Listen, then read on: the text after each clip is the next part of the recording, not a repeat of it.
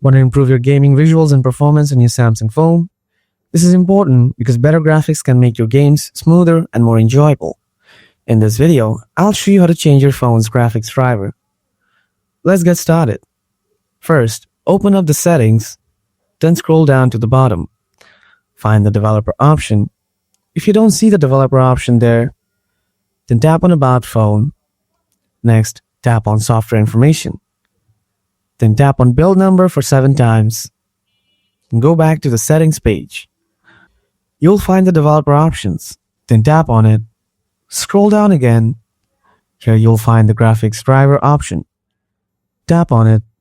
Now make sure to turn on this feature. After that, here you'll find more options. Now tap on your game like Call of Duty. You can select one from here.